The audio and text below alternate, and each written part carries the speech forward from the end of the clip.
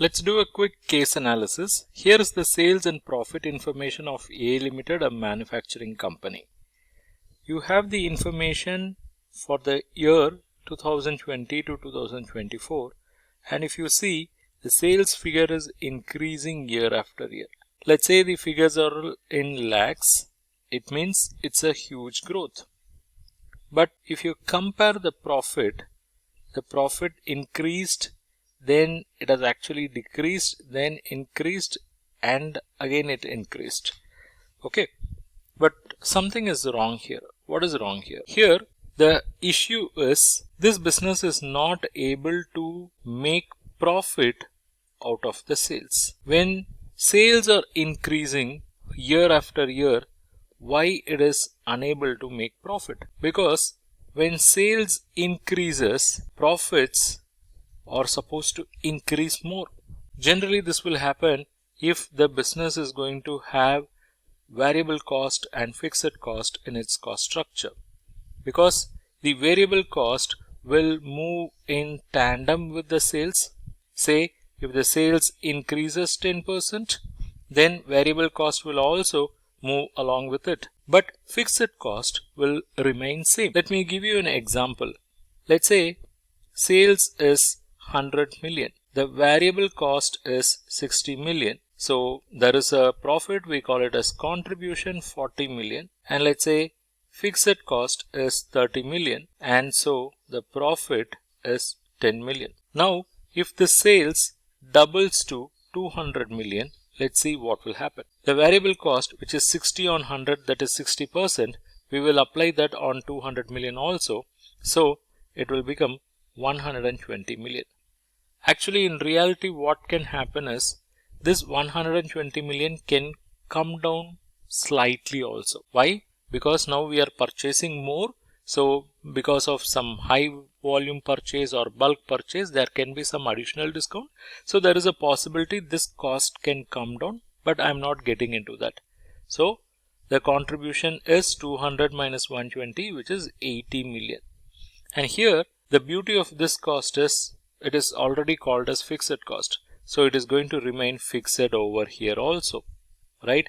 So let's see what is the profit. Profit is 80 minus 30, 50 million. So look at here, what happened when the sales just increased by 100%. You see what is the increase in profit. From 10 million it has gone to 50 million. It means there is 400% increase in profit. So when sales increased by 100 million, the profits increased by 400%.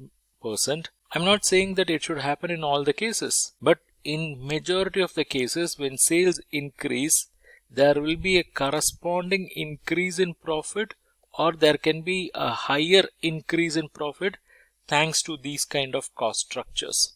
If they are going to have more fixed cost in their cost structure, it will do even more wonders. But in this business, something is fishy, right?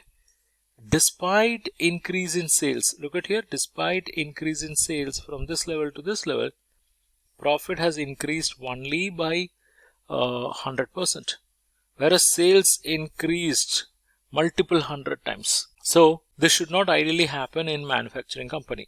And in this case, if it is happening, it means, or it gives rise to the understanding that this business is cooking up its sales with more of trading activities.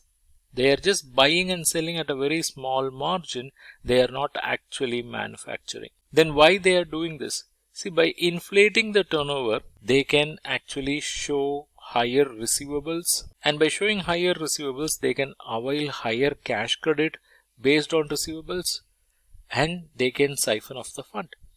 Okay, so I think this is the agenda of this company. Of course, we cannot come to a final conclusion just by looking at the sales and profit. Further probing is required.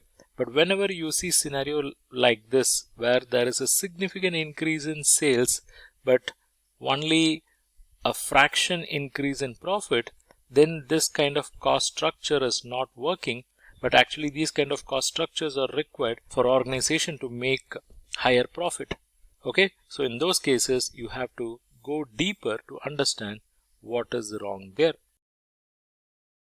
And here we go, Credit and Financial Analysis Mastery Course. It's a comprehensive pre-recorded online course that comes with 15 modules of video lectures, basically 70 plus hours of video contents, multiple ebooks and reading materials related to credit and financial analysis that will make up another 30 plus hours of content. So totally it is 100 plus hours of learning resources. Then you will also get access to a private community in Telegram for clarifying your doubts in credit and financial domain. Then you also have the flexibility to choose 1-year subscription or lifetime subscription depending upon your learning goals.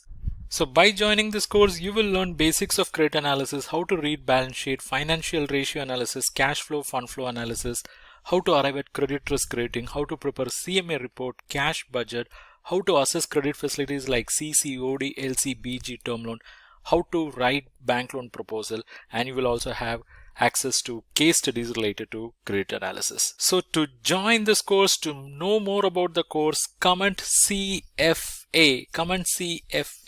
and I'll share the details with you.